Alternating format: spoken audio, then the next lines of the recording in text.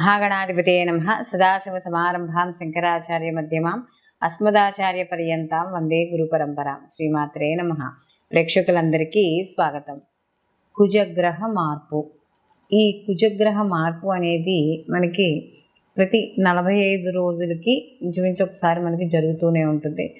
మధ్యలో కుజుడు వక్రీకరించడం, స్తంభించడం ఇలాగా మనకి జరుగుతూ ఉంటాయి. అయితే ఈ కుజుని యొక్క సంచారాన్ని అనుసరించి ఇక్కడ ద్వాదశ రాశుల వారికి శుభాశుభ ఫలితాలు అనేవి ఉంటాయి. అంటే అక్కడ కుజుడు ఉండే స్థితిని బట్టి ఏ భావంలో ఉన్నాడు, ఆ భావాధిపతి ఎవరు, ఇవన్నీ కూడా మనం లెక్కలోకి తీసుకున్న ద్వారా మనకి ఈ మిగిలిన అంటే ఈ ద్వాదశ రాశుల వారికి కూడా వాళ్ళకి ఎటువంటి పనులు చేపట్టవచ్చు, ఎటువంటి పనులు చేపట్టకూడదు, అసలు వాళ్ళకి ఉండే ఆ యొక్క కుజుని యొక్క ప్రభావం వాళ్ళ యొక్క జీవితం మీద ఆ 45 రోజుల పాటు ఎలా ఉంటుంది, ఇలా రకరకాల మార్పులు ఏం జరుగుతాయి, ఇవన్నీ కూడా మనకి తెలుసుకోవడానికి ఎక్కువ ఆస్కారం అనేది ఇక్కడ మనం గోచార పరంగా మనకి కనబడుతూ ఉంటుంది. అయితే గత కొంతకాలంగా కుజుని యొక్క సంచారం అనేది కాస్త కొంచెం అంటే కొద్దిగా ఏం జరుగుతుందో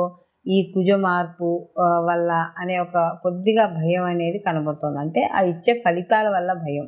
కారణం ఏంటంటే ఈ యొక్క కుజుడు ఇటు రవితోనూ అలాగే శని భగవానుతోనూ రాహుతోనూ కూడా కలిసి ప్రయాణం చేయడం అనేది జరుగుతోంది. కాబట్టి ఈ 3 గ్రహాలు కూడా మనకి పాపగ్రహాలు, అందులో భ్రమని కలిగించే గ్రహాలు, కాస్త కొంచెం ఇంకొకటి బద్ధకం కావచ్చు, క్రోధము.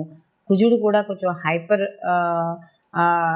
కొద్దిగా కొంచెం టెంపర్ ఉండేటట్టుగానే మనకు కనబడుతూ ఉంటాడు. ఆయన సైన్యాధ్యక్షుడు కాబట్టి ఎప్పుడూ కూడా ఒక ఉద్రేకం, కోపంతో కలిగి ఉంటూ ఉంటాడు కుజుడు. అలాంటి కుజుడు మిగిలిన పాపగ్రహాలతో కలిసినప్పుడు కొంత శుభ ఫలితాలు ఇవ్వడం అనేది తగ్గుతుంది.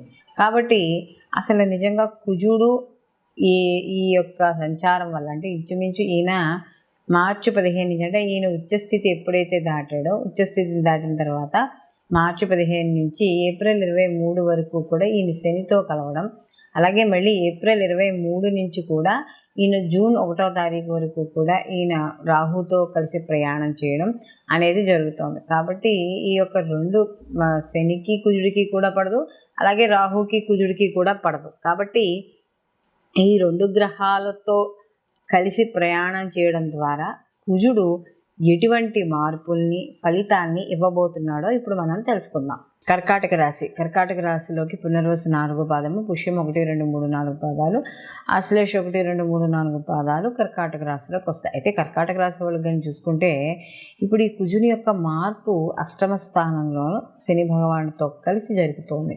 తదనంతరం కూడా ఈ యొక్క కుజుడు రాహుతో కలిసి ప్రయాణం చేయడం ఇంచుమించు జూన్ 1వ తారీఖు వరకు కూడా ఈ యొక్క కుజుడు యొక్క ప్రయాణం అనేది మనకి ఇక్కడ శని భగవానుతోనూ అలాగే రాహుతోనూ కూడా కనపడుతోంది.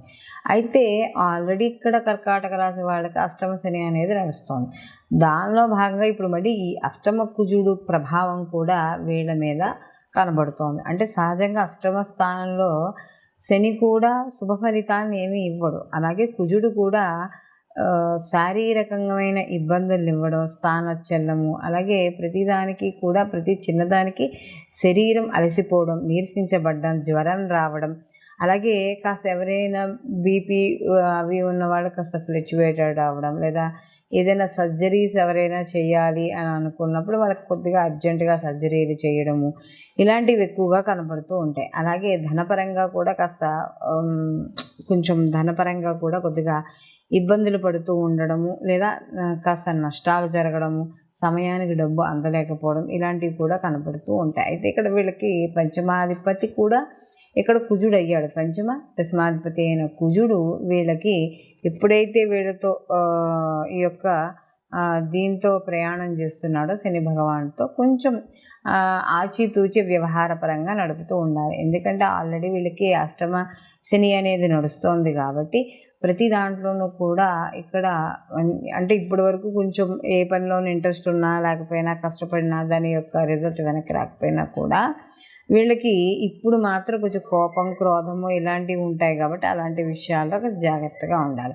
అలాగే రుణాలు, లోన్స్ ఇలాంటివి తీసుకునేటప్పుడు కూడా కొద్దిగా జాగ్రత్త అనేది ఈ యొక్క అష్టమ స్థానంలో ఉన్నప్పుడు ఏదైతే శని భగవానుడు అష్టమ స్థానంలో శని భగవాన్తో కలిసి ఉన్నాడో ఈ యొక్క కుజుడు అప్పుడు జాగ్రత్త వహించుకోవాలి. అలాగే వీళ్ళు తరచూ ప్రయాణాలు చేస్తూ ఉండడం, ప్రయాణాల విషయాల్లో కూడా ఎప్పుడు జాగ్రత్త వహిస్తూ ఉండాలి. అలాగే ఈ యొక్క ఏదైతే కుజుడు ఉన్నాడో తదనంతరం నవమ స్థానంలో కూడా సంచారం చేయడం అనేది జరుగుతుంది.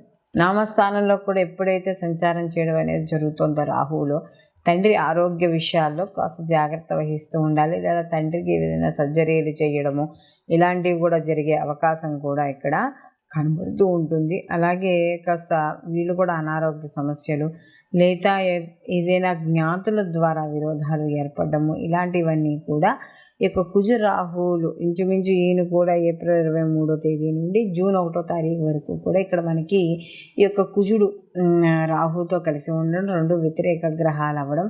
కాబట్టి వీళ్ళు కూడా ఏదైనా ఈ యొక్క సర్జరీల విషయాల్లో లేకపోతే రాహుకు సంబంధించిన విషయాల్లో అంటే ఏదో ఒక మేమేదో డబ్బు తీసుకొని ఇస్తామని మోసం చేయడం, అవి సమయానికి డబ్బు ఇవ్వలేకపోవడం ఇలాంటివన్నీ కూడా జరుగుతూ ఉంటాయి. కాబట్టి ఇలాంటి విషయాల్లో కూడా వీళ్ళు జాగ్రత్త తీసుకోవడం అనేది చాలా చెప్పదగ్గ సూచన. అలాగే ఈ యొక్క కర్కాటక రాశి వాళ్ళకి ఈ అర్ధాష్టమ కుజశని యొక్క ఏదైతే మనకి మార్చి 15 నుంచి ఏప్రిల్ 23 వరకు జరుగుతుందో ఈ సమయంలో మాత్రం వీళ్ళు చాలా జాగ్రత్త అంటే వ్యవహారపరంగాను విద్యార్థులకు కావచ్చు, వ్యాపారస్తులు ఉద్యోగులకు కావచ్చు, అన్ని రంగాల వాళ్ళకి మాత్రం కాస్త అలర్ట్గా ఉండడం అనేది మంచిది. వీళ్ళు మరిన్ని మంచి ఫలితాలు పొందడానికి ప్రతి నిత్యము కూడా సుబ్రహ్మణ్య ఆరాధన చేసుకోవడం, అలాగే వీళ్ళకి దీంతో పాటుగా శని భగవానుడికి కూడా వీళ్ళు కాస్త అంటే ఏదైనా అభిషేకం కానీ ఇలాంటివి ఏదైనా చేసుకుంటూ ఉండడము, నల్ల నువ్వులతో అభిషేకం ఇలాంటివి చేయడం ద్వారా ఏవైతే వ్యతిరేక ఫలితాలు కనబడుతున్నాయో ఆ వ్యతిరేక ఫలితాలు తగ్గి అనుకూలమైన ఫలితాలు పొందడం అనేది జరుగుతుంది. మనం ఏ రాశికి ఆ రాశికి సంబంధించి ఈ కుజుడు యొక్క ప్రభావం వల్ల అంటే మిగిలిన పాపగ్రహాలతో కలవడం వల్ల ఇటువంటి ఫలితాలు వస్తున్నాయి అని చెప్పుకున్నాం. అయితే ఇక్కడ ఈ కుజుడు కూడా ఈ యొక్క జన్మ జాతకంలో కూడా అంటే వ్యక్తిగత జాతకంలో కూడా ఇదే గ్రహాలతో కలిసి ఉంటే కొంచెం ప్రభావం అనేది ఎక్కువగా ఉంటుంది. కాబట్టి ఇలాంటి ప్రభావాన్ని తగ్గించుకోవాలన్నప్పుడు కుజుడికి సంబంధించిన స్తోత్రాలు కానీ లేదా కుజుడికి అధిష్టాన దేవత అయిన సుబ్రహ్మణ్య ఆరాధన కానీ ఇలాంటివి చేయడం ద్వారా కొంత వీటి యొక్క తీవ్రత అనేది తగ్గుతుంది. అయితే వీటితో పాటు అంటే ఇది గోచార ఫలితం అయినా కూడా గోచార ఫలితంలో కూడా మనకి ఈ మంచి చెడు అంటే మనకి ఈ యొక్క ఏవైతే ఈ గ్రహాల వల్ల మనకు వచ్చే ఇబ్బంది అంటే ఆ యొక్క సంచారం వల్ల ఇబ్బంది ఏవైతే ఉన్నాయో ఆ ఇబ్బందులను తగ్గించుకోవడానికి మాత్రం దైవారాధన అనేది చాలా అవసరం. కాబట్టి ఈ యొక్క గోచార ఫలితాలతో పాటుగా జన్మజాతక ఫలితాలు కూడా అందరూ తప్పకుండా పరిశీలన చేసుకోవాలి. కానీ ఇదే సమయంలో సేమ్ జన్మజాతకంలో కూడా ఇదే స్థితి కానీ ఉన్నట్టు ఎవరికైనా ఉంటే వాటి ప్రభావం అనేది కొంచెం ఎక్కువగా ఉండడం మంచైనా చెడైనా కాస్త ఉంటుంది. కాబట్టి అలాంటి విషయాల్లో జాగ్రత్త తీసుకుంటూ మనం ఏవైతే రెమెడీస్ చెప్పుకున్నామో ఆ రెమెడీస్ని చేసుకోవడం ద్వారా కొంత ప్రతికూల ఫలితాలు తగ్గి అనుకూలమైన ఫలితాలు పొందడం అనేది జరుగుతుంది. సర్వేజన సుఖినో భవంతు, లోకా సంస్థ సుఖినో భవంతు.